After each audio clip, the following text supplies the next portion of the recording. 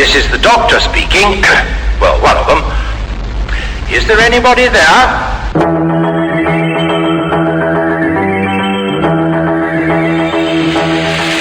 Oh dear, we are in trouble.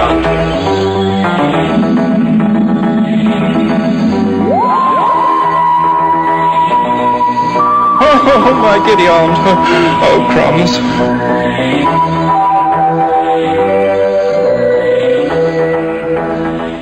Well, I must say goodbye, Brigadier. I really shouldn't be here at all.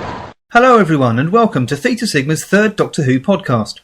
In this week's episode we take a closer look at First Doctor William Hartnell, in the first of a sometime series looking at all 11 actors who have played the lead role in televised Doctor Who.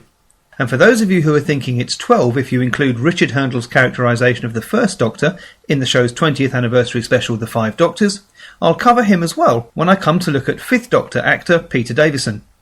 We'll also be taking a brief look at the themes of Doctor Who in preparation for a future episode, and hearing from the most famous of the Doctor's enemies, the Daleks.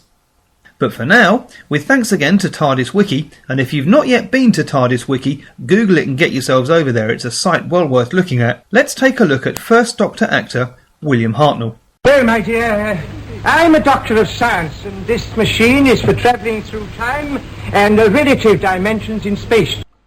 As we all know, William Henry Hartnell played the first incarnation of the Doctor, and for many, his remains the definitive Doctor.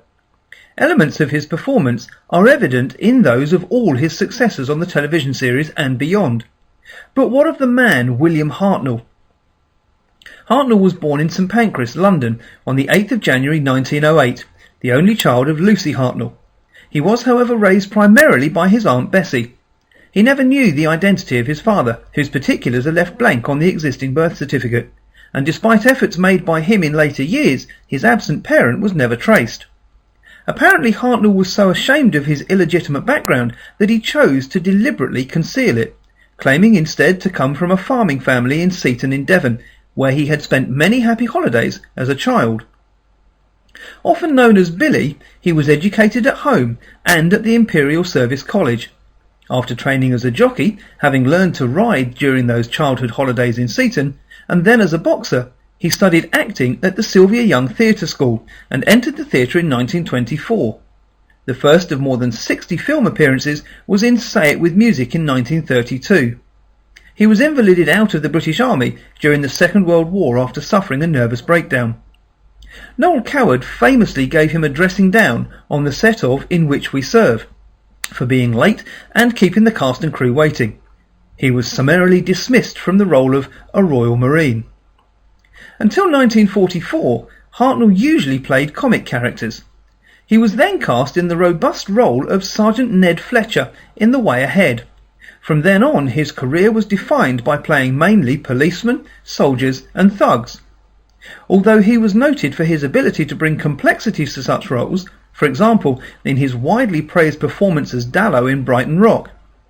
In 1958 he topped the bill in the first Carry On film, Carry On Sergeant, playing Sergeant Grimshaw, and in 1963 he appeared as a town councillor in the Bolting Brothers film Heavens Above with Peter Sellers. Hartnell also appeared with Sellers as Will Buckley in the film The Mouse That Roared in 1959. His first regular television role was The Army Game from 1957 to 1961. In 1963 he appeared in a supporting role in the film version of This Sporting Life, giving a sensitive performance as an ageing rugby league talent scout known as Dad. Have you ever thought what it's like to be wanderers in the fourth dimension? To be exiles? Hartnell's performance as a tough yet sympathetic character in This Sporting Life was noted by Verity Lambert, a young producer who was setting up her first television series for the BBC, a new science fiction series called Doctor Who. She offered him the title role, but Hartnell wasn't sure if he wanted it. However, Lambert and director Waris Hussein convinced him to play the character for which he gained his highest profile, and for which he is now most widely remembered. Hartnell relished particularly the attention and affection from children that playing the Doctor brought him, and became very fond of the role.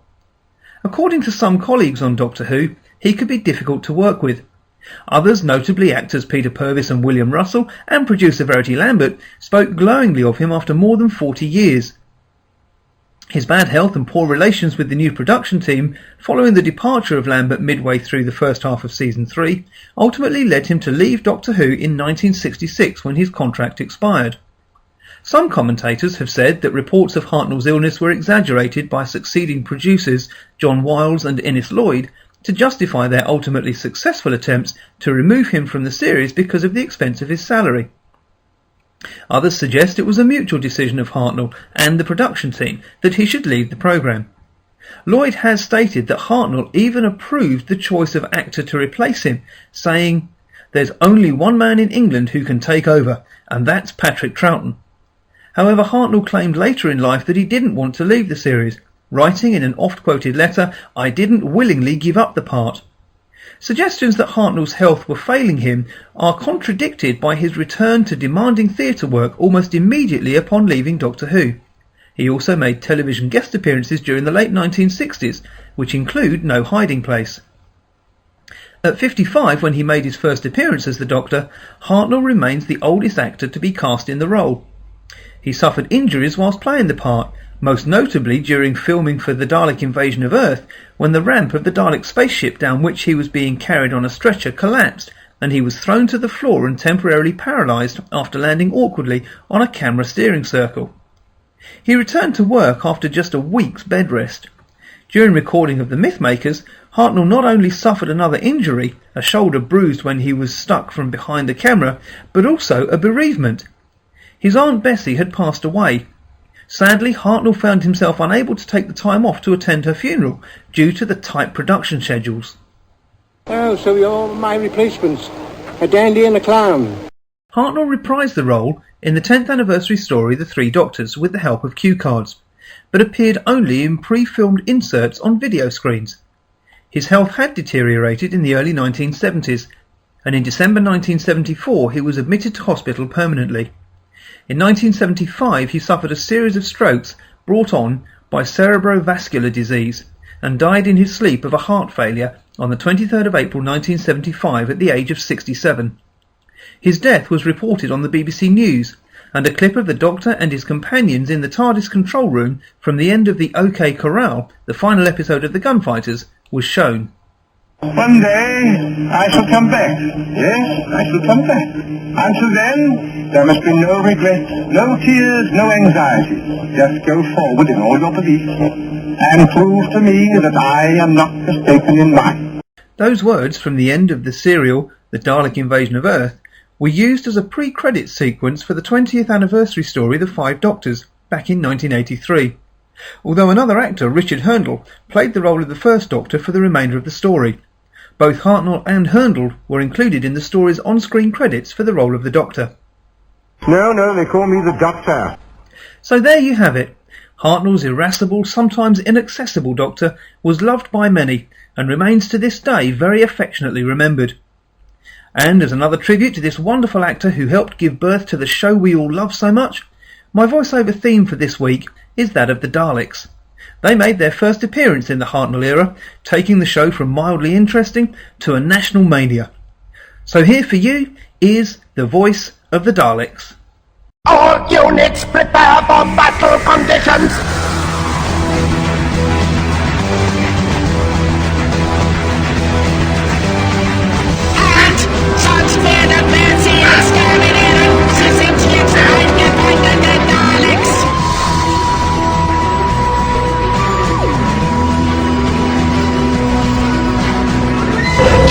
Has been destroyed. Now tell me, Doctor, what do you feel? Anger, sorrow, despair. Emergency temporal shift! Thanks again for the feedback you've been sending in, and a huge thanks to those who've shared the podcast on their pages and allowed me to share it in their group pages as well. If you'd like a mention in the podcast, do inbox me on Facebook at Theta Sigma's Doctor Who page, and I'll do my best. One piece of feedback I've received after last week's show was asking about my favourite version of the theme tune. Well, I have my answer to that, but I want to hold off on doing that show until I've heard from you, the listener. What is your favourite televised version of the Doctor Who theme tune, and why? Inbox me again on Facebook at Theta Sigma's Doctor Who page with your thoughts. Well, that wraps it up for this week. Once again, thank you for listening, and feel free to share the podcast on your pages and in your feeds. Until next time. Well, goodbye, my boy. You did quite well. Quite well. It's reassuring to know that my future is in safe hands.